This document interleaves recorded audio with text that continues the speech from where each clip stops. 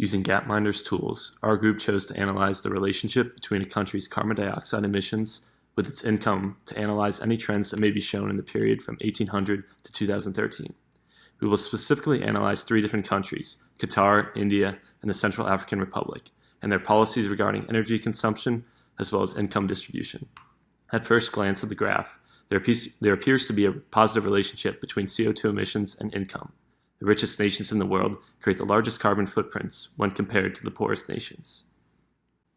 As of 2013, Qatar, a Middle Eastern country smaller than the state of Connecticut, is leading the world in both carbon dioxide emissions per person and GDP per capita. The nation's large wealth can be attributed largely to its oil and natural gas reserves. In fact, petroleum and natural gas currently combine to account for more than 60% of Qatar's GDP and roughly 85% of their total export value. This heavy reliance on carbon-emitting energy sources is the likely explanation to why Qatar also leads the world in CO2 emissions per person. Oil was first drilled in Qatar in 1940 at Dukhan Field. Although Dukhan is still the only onshore oil and gas field in Qatar, it currently hosts over 600 wells and has an oil-producing capacity of up to 335,000 BOPD. In addition, in the 1960s, oil reserves were discovered offshore.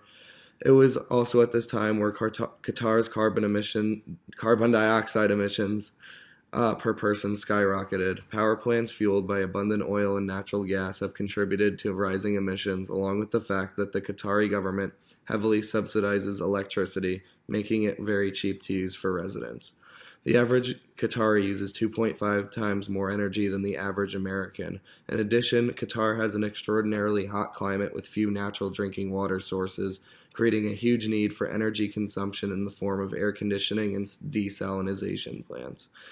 Qatar, although largely wasteful in their energy consumption, will likely continue to get richer due to their large natural gas and oil reserves and an ever-increasing global demand. India sits roughly in the middle of world rankings for carbon emissions, releasing 1.59 metric tons of CO2 per person. In 2013, the United States Energy Information and Administration released a report revealing the largest energy consumers in the world, with India ranking fourth largest, even though its per capita energy consumption remains one of the lowest in the world. 41% of energy is coal-based, while other major sources come from petroleum and biomass, both making up 23% of all energy. As of 2013, India ranks near the bottom of the world for GDP per capita, amassing $5,240 international dollars per person. That low ranking is explained by India's income inequality, with the top 1% of the population holding over 73% of the country's total wealth. India experiences these environmental and economic conditions due to its large population, ranking second in the world with 1.27 billion, only behind China. 80% of its population lives in rural areas where the common profession is farming. The poor live in these areas because they cannot match the cost of living that is required to live in certain cities, and also desire to escape the abject conditions in the slums. In order to farm, land must be cleared and tilled, resulting in deforestation, which positively contributes to the overall CO2 emissions. The Central African Republic stands as one of the world's poorest countries, with a GDP per capita of $584, reported in 2013. The country gained independence from France in 1960 and has since struggled with establishing a successful economy. Approximately 90% of the population lives in poverty and without electricity, and due to the adverse effects of the Civil War ending in 2014, more than half of the population consists of children under the age of 14. Further debilitating the economy is the lack of an efficient transportation system.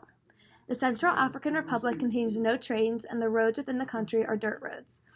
Based on these facts alone, it is evident that the Central African Republic is overall a very weak nation. Agriculture constitutes half of the country's GDP and occupies 80% of the workplace. Consequently, the manufacturing branch of the Central African Republic is basically non-existent. The low income of the country positively correlates to the low emissions of CO2 in the country.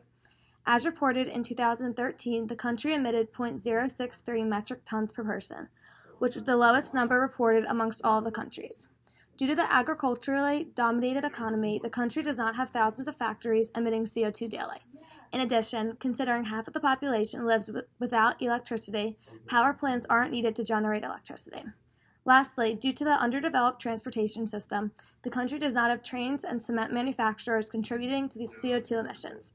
Considering the underdeveloped nature of this country, the Central African Republic is unable to have the vast amounts of factories, power plants, transportation systems, etc. that many first world countries do have, contributing to their large amounts of CO2 emissions reported. After analyzing 3 separate countries, which largely vary from each other in terms of income and carbon dioxide emissions, it is apparent that there is a positive correlation between these variables. Some additional evidence that would have been helpful to further test this correlation is data that would examine energy consumption of the wealthy versus the poor, and which forms of energy each class relied on, whether it be biomass, coal, or renewables. Also analyzing which countries are using the most renewable energy and comparing that to the amount of carbon emissions that country emits would be helpful in testing the correlation.